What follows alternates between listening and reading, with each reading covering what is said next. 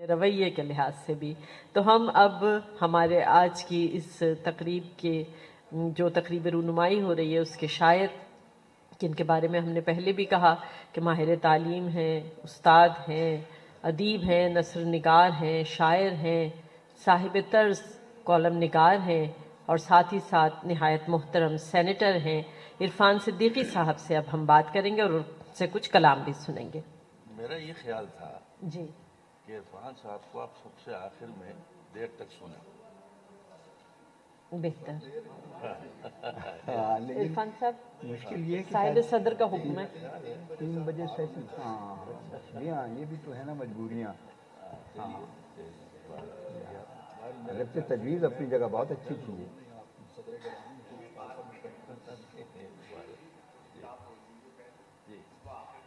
ہاں میرا خیال ہے کہ ہر دن ہاں ویسے مجھے عرفان صدیقی صاحب کو ہم کچھ دیر بعد سنیں گے. ابھی آپ نے عملی مظاہرہ بھی دیکھ لیا کہ وہ کوشش کرتے ہیں کہ جب تک نہ سنا سکیں نہ سنائیں کلام.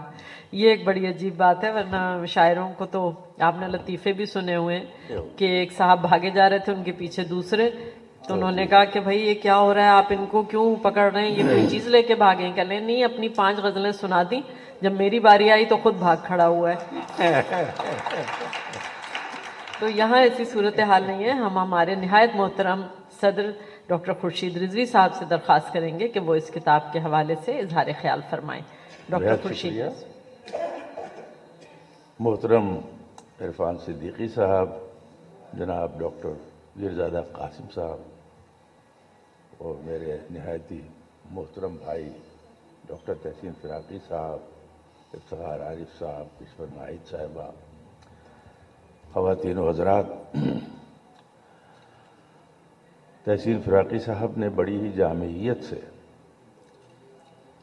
اپنے عمومی رویے کے مطابق بہت دقیق اور تفصیلی جائزہ پیش فرمایا اور اس کے بیشتر نکات پر انہوں نے بڑی خوبی سے روشنی ڈال دی. مجھے بھی عرفان صدیقی صاحب کے ہم نام عرفان صدیقی سے تو ایک طویل عرصے سے نیاز مندی رہی، لیکن ہمارے آج کے معزز مہمان اور صاحب کتاب عرفان صدیقی صاحب سے میری آج دوسری ملاقات ہے، اور یہ ان کی اپنی محبت ہے کہ انہوں نے مجھے یہ اس قابل سمجھا کہ میں آج ان کی کتاب کے بارے میں کوئی اظہار خیال کروں، کسی سابقہ بہت گہرے تعلق کے بغیر. جیسا کہ ڈاکٹر صاحب نے کہا، تحسین فراقی صاحب نے، میرے لیے بھی عرفان صدیقی صاحب کی شخصیت اور ان کا تعارف یہی تھا کہ وہ سینیٹر بھی ہیں اور کچھ سیاست کا بھی سلسلہ ہے اور کالم نگاری ہے، اور نثر میں ہی ان کی زیادہ تر چیزیں ہم تک پہنچتی رہیں. شاعری کا پہلو میری نگاہ سے بھی بالکل اوجھل تھا، لیکن جب میں نے کتاب کو دیکھا اور ڈاکٹر تحسین فراقی صاحب کی گفتگو بھی سنی اور پھر خود عرفان صدیقی صاحب کا اپنا جو پیش لفظ ہے وہ دیکھا، تو مجھے اندازہ ہوا کہ اس میں کوئی میں ایک دوسروں سے پیچھے نہیں تھا، کسی کو بھی ان کی شاعری کا علم نہیں تھا، اس لیے کہ یہ کتاب کے نام کی طرح ان کی شاعری بھی ایک گریزپا خوشبو سے عبارت ہے. کیا کہیں، اچھا ہے. جو کسی کنج تنہا میں مہکتی رہتی ہے اور اس کی وہکار سے یہ خود ہی لطف اندوز ہوتے رہتے ہیں. اتنا ضبط بھی ایک مشکل چیز ہے کہ آپ کے اندر کوئی مہک پھوٹ رہی ہو اور آپ اس کو ضبط کیے بیٹھے رہیں. جب کتاب کو دیکھنا شروع کیا تو مجھے اندازہ ہوا، جیسے تحسین فراقی صاحب نے اظہار فرمایا اور انہوں نے غالب کے قول کی تلمیح سے اظہار فرمایا کہ کتاب پڑھنے کے بعد انہوں نے یہ محسوس کیا کہ اگر عرفان صاحب شاعری نہ کرتے تو اپنے اوپر ظلم کرتے۔ یہ وہ تبصرہ ہے جو غالب نے حال ہی پر کیا تھا بے شک۔ کہ انہوں نے کہا تھا کہ میں عموماً لوگوں کو شعر کہنے کی صلاح نہیں دیا کرتا، لیکن تمہارے بارے میں میرا یہ خیال ہے کہ اگر تم شعر نہیں کہو گے تو اپنے اوپر ظلم کرو گے۔ تو عرفان صدیق صاحب نے یہ ظلم تو نہیں کیا کہ شعر ہی نہ کہتے، لیکن یہ ظلم تھوڑا سا روا رکھا کہ اس شاعری کو دوسروں تک پہنچنے نہیں دیا۔ انہوں نے خود بھی اس شاعری کی جو جہاد کی طرف اشارہ فرمایا ہے، ان میں سے ایک تو یہ ہے کہ وہ ان کا کہنا ہے کہ یہ پیرائے اظہار کے بجائے پردہ اسرار بنی رہی، اور دوسروں سے میں نے اس کو چھپا کے رکھا۔ اور دوسرے انہوں نے شاعری کا وہ منصب جو تقریباً بین الاقوامی سطح پر یہی منصب ہے شاعری کا، کہ زندگی کے کارزار میں زخم کھانے کے بعد جس کنج میں آپ سستانے کے لیے آتے ہیں وہ شاعری ہے۔ واہ واہ، کیا اچھا ہے۔ اور انہوں نے بھی اپنے اس پیش لفظ میں مصاف دنیا میں شاعری کے فن کو اپنی پناہ گاہ قرار دیا۔ پناہ گاہ کا لفظ بہت اہم ہے کہ واقعی انسان ایک حساس انسان جس کی صرف اکہری زندگی نہیں ہوتی، اس کے اندر ایک عمق بھی ہوتا ہے زندگی میں، صرف طول اور عرض نہیں ہوتا، تو وہ ایک پناہ گاہ چاہتا ہے جہاں اپنے زخم گن سکے بیٹھ کر۔ تو انہوں نے اس کو وہ بھی کہا، اور ساتھ یہ بھی انہوں نے فرما دیا کہ یہ نہ انقلاب کی شاعری ہے، نہ کسی بڑے آدرش کی شاعری ہے، نہ کسی نظریے کی شاعری ہے، بلکہ یہ رنگوں اور خوشبوؤں اور یادوں اور خوابوں کی شاعری ہے۔ اور شاید شاعری کا سب سے زیادہ فطری اظہار اسی زمانے میں ہوتا ہے جب وہ خوابوں اور رنگوں اور خوشبوؤں کی شاعری ہوتی ہے۔ ہم سب وہیں سے شروع کرتے ہیں اور بعد میں ہم کچھ ایسی چیزوں کی طرف چلے جاتے ہیں جن سے ہم اپنی شاعری میں مدد تو لیتے ہیں، لیکن شاید اتنی حقیقی شاعری نہیں رہتی جیسی اس میں ہوتی ہے، اور جتنی مخلصانہ اور جتنی دل سے پھوٹنے والی شاعری اس زمانے میں ہوتی ہے۔ پھر یہ کہ اس میں زبان و بیان کے اعتبار سے بھی ہمارے لیے واقعی میں شریک ہوں ڈاکٹر تحسین فراقی صاحب کے اس احساس میں کہ شاعری نے ہمیں چونکایا کہ اتنی خوشگوئی کے ساتھ ایک عرصے سے جو کلام کہا جا رہا تھا وہ بالکل دوسروں سے پوشیدہ رہا، اور وہ صرف مجھ ایسے لا علم آدمی سے ہی پوشیدہ نہیں تھا، بلکہ ان کے کسی بھی دوست کو اس کا علم نہیں تھا۔ اس میں چنانچہ ہم یہ دیکھتے ہیں کہ شاعری کا جو جسم ہوتا ہے یا اس کا پیرایا اسلوب ہوتا ہے، وہ انسان بے شمار جگہوں سے کشید کرتا ہے، کلاسیک سے بھی کشید کرتا ہے، اپنے ہم عصروں سے بھی لیتا ہے، اپنے ذاتی احساس سے بھی لیتا ہے، لیکن اس وقت تک وہ اس کا اپنا پیرایا نہیں بن سکتا جب تک اس میں اس کے اپنے احساس کی پوری آمیزش نہیں ہوتی۔ ان کے ہاں بھی ان کی شاعری کا پیرایا اور اسلوب کچھ معاصرین کے اثرات بھی اس میں ہیں، اور یہ کوئی عیب نہیں ہے، بلکہ اخذ کرنا اور متاثر ہونا زندہ ہونے کی دلیل ہے۔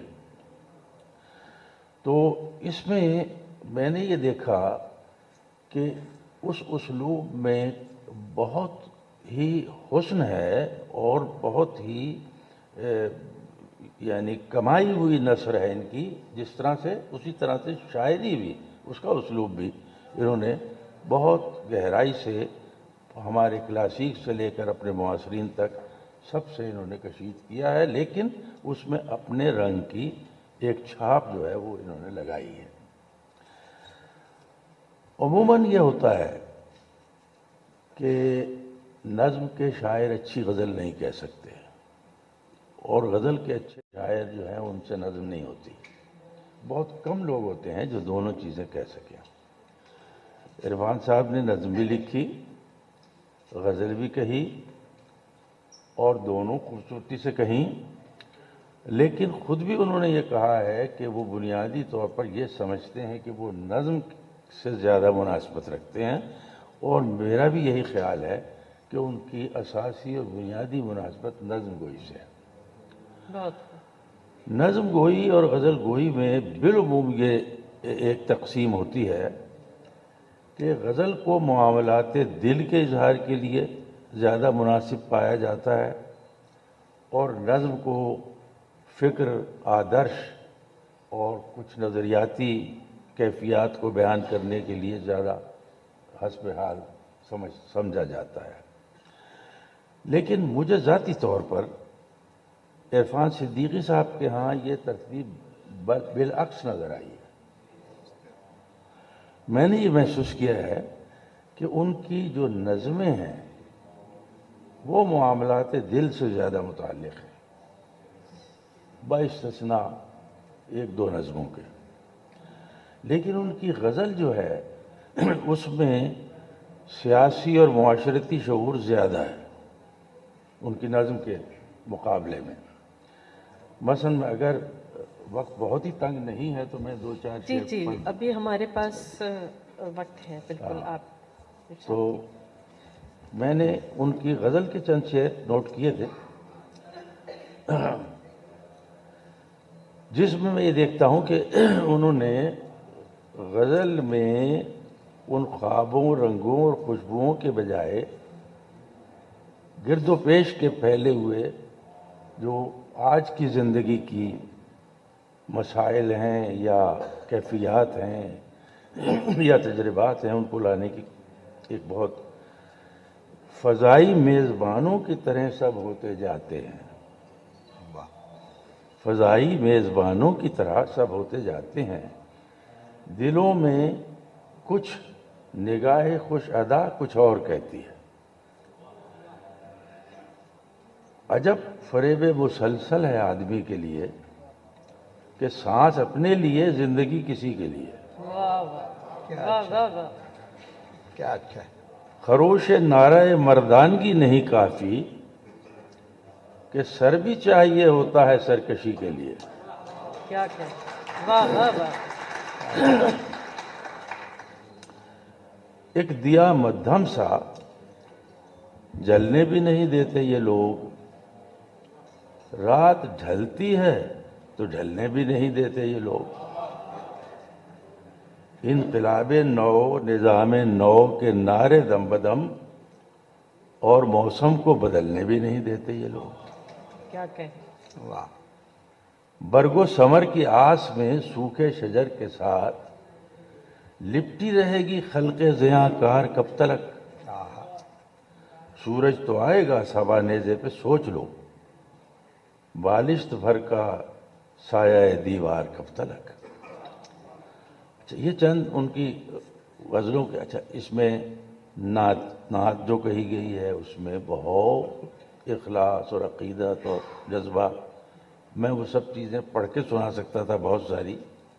نظموں کے کچھ حصے جن پر وہ گداز کی وہ کیفیت پائی جاتی ہے جو ہمارے یہاں کی بہت اچھی رومانوی نظموں میں ہوتی ہے، مثلاً فیض صاحب کی نظموں میں، تو وہ سب چیزیں میں نے کچھ نشان بھی لگائے، لیکن میرا خیال ہے کہ اس سے زیادہ وقت مجھے لینا نہیں چاہیے، کیونکہ میں چاہتا ہوں کہ ہم زیادہ دیر تک عرفان صدیقی صاحب سے سنیں۔ بہت شکریہ۔ بہت شکریہ ڈاکٹر صاحب۔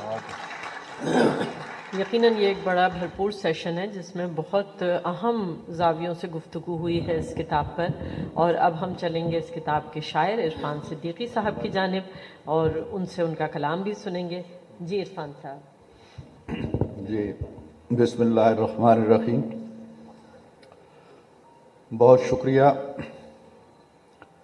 حقیقت یہ ہے کہ اتنے بڑے اپنے وقت کے شعراء کے पहलू में बैठ के भी मुझे अपनी कम मायगी का पूरा पूरा एहसास है, और इनकी आली ज़रफ़ी है कि इतनी तारीफ़ व तहसीन की गई है कि मेरे उस एहसास को मज़ीद बढ़ा दिया है।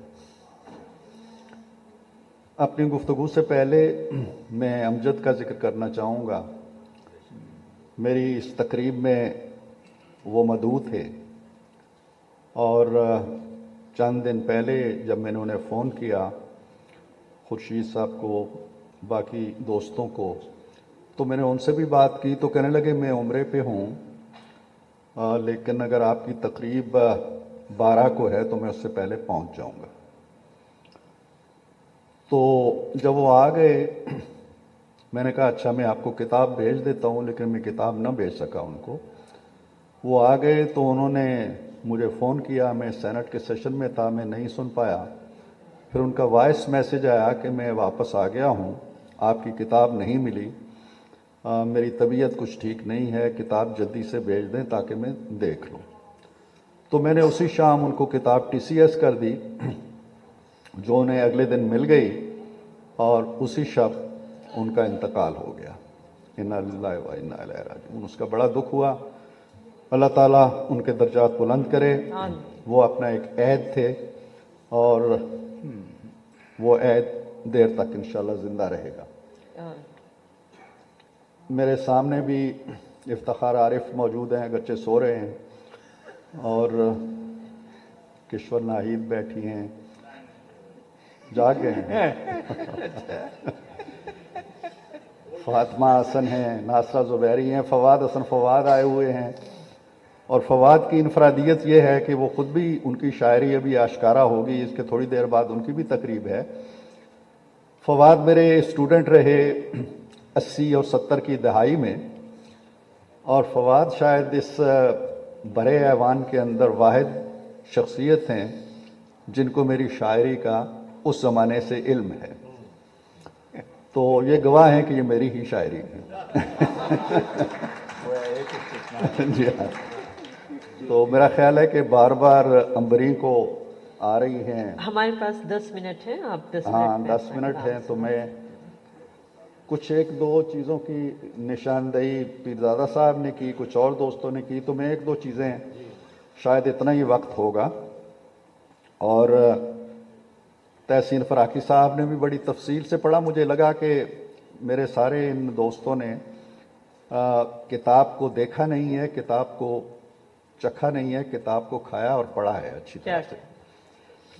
और ये बात जो खुर्शीद रिजवी साहब ने फरमाई कि मेरी जो गज़लें हैं, जो आम तौर पे रूमानवियत की हामिल होती हैं, उनमें कहीं कहीं असरे हाजिर का दर्द कह लें या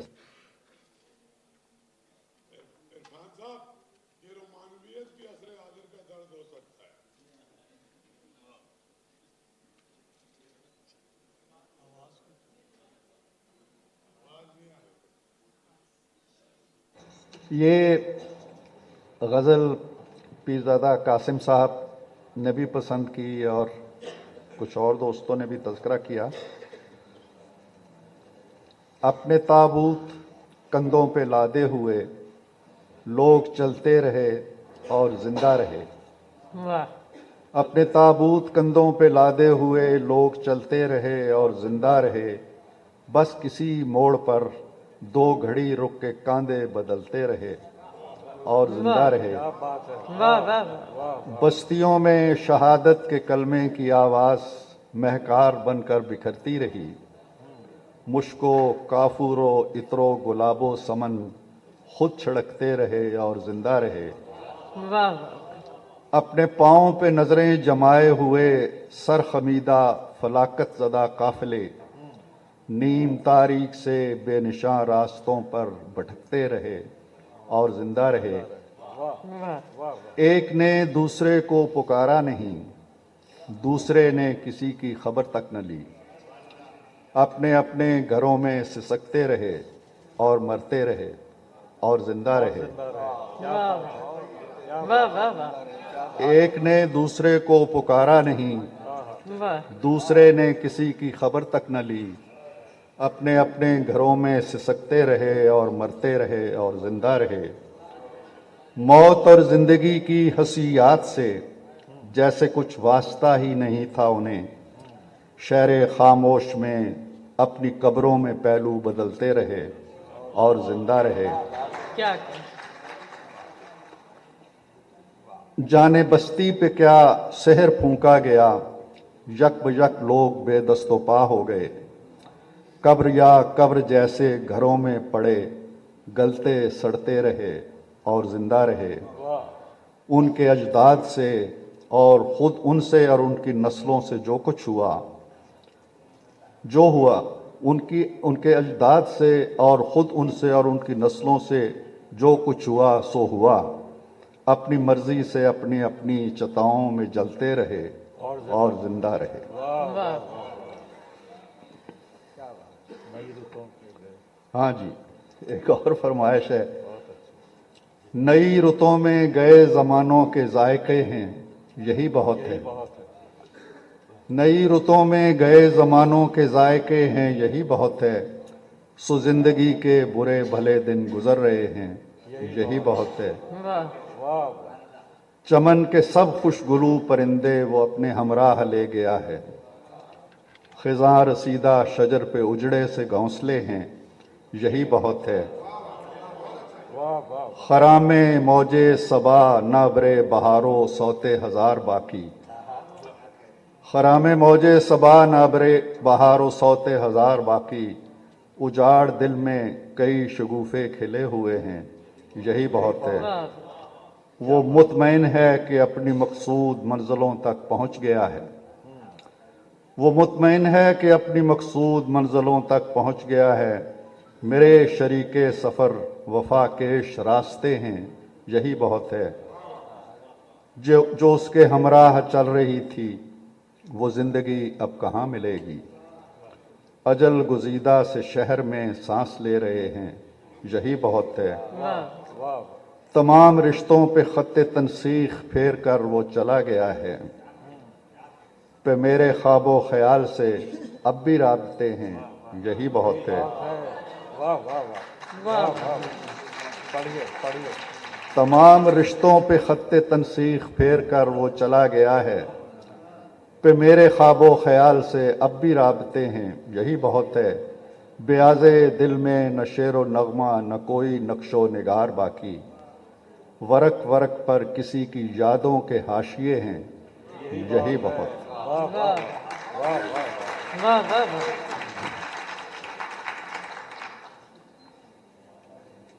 और एक नज़्म जिसका तज़किरा खुर्शीद रिजवी साहब ने इख्तिसार के साथ किया है, मेरा ख्याल है इतना ही वक्त होगा अमरीन जी। इस नज़्म का उन्वान है जी पछतावों का मौसम।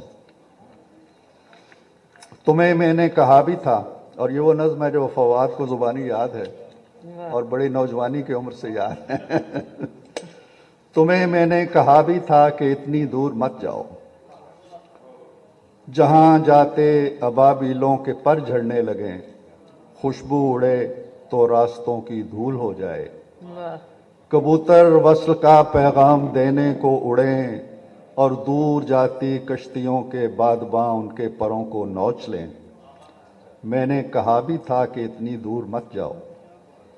अगर जाना ज़रूरी है तो मौसम को ज़रा करवट बदलने दो।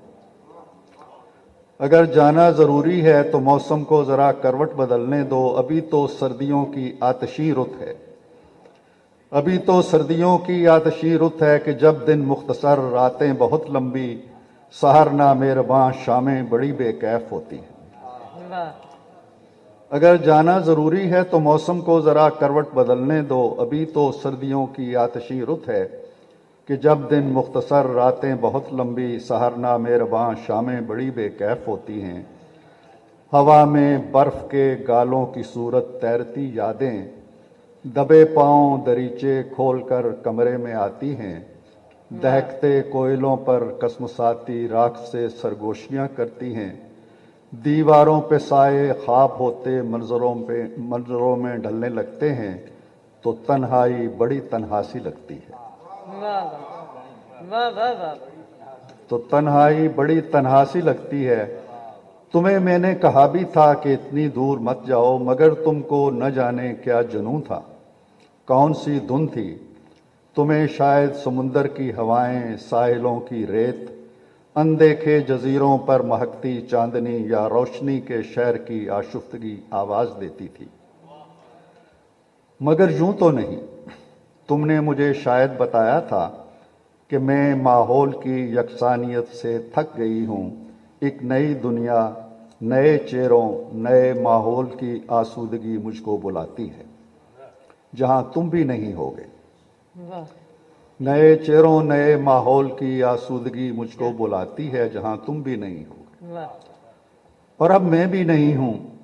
एक नई दुनिया, नए चेहरों, नए माहौल की आसूदगी भी है, मगर तुमने ये क्या लिखा कि ढलती रात के पिछले पहर की मुज़महिल सी नीम आसूदा सी घड़ियों में दबे पाँव हरीमे ख्वाब में आता हूँ और एक बेकली सी छोड़ जाता हूँ। क्या कहें। मगर तुमने ये क्या लिखा कि ढलती रात के पिछले पहर की मुज़महिल सी नीम आसूदा सी घड़ियों में दबे पाँव हरीमे ख्वाब में आता हूँ और एक बेकली सी छोड़ जाता हूँ। ये सब क्या है? ये सब क्या है कि तुम तो धड़कनों के मानियो मफहूम पर तकरीर करती सोच की तफसीर लिखती हो। कभी हंगामा हाय जीस से फुर्सत मिले तो गौर करना और मुझे लिखना कि जब कुछ मंजरों को भूल जाने के लिए हम अपनी आंखें नौच कर अंधे कुएं में फेंक देते हैं। वाह। कि जब कुछ मंजरों को भूल जाने के लिए हम अपनी आंखें नौच कर अंधे कुएं में फेंक देते हैं, बहुत ही मैल खुर्दा गैर मुस्तमल से कपड़ों की तरह, जिनको किसी सैलन ज़दा कमरे में यूं ही ढेर कर देते हैं। लेकिन रुत बदलती है तो संदूकों में सोई तय बतय काफूर की खुशबू बड़ी मानूस लगती है। वाह।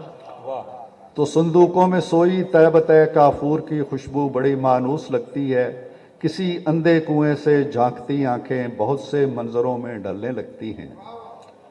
ये सब क्या है?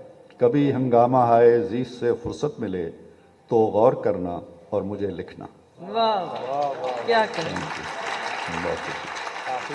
इरफान सिद्दीकी साहब की इस खूबसूरत नज़्म के साथ ही ये सेशन अपने इख्तिताम को पहुंचा।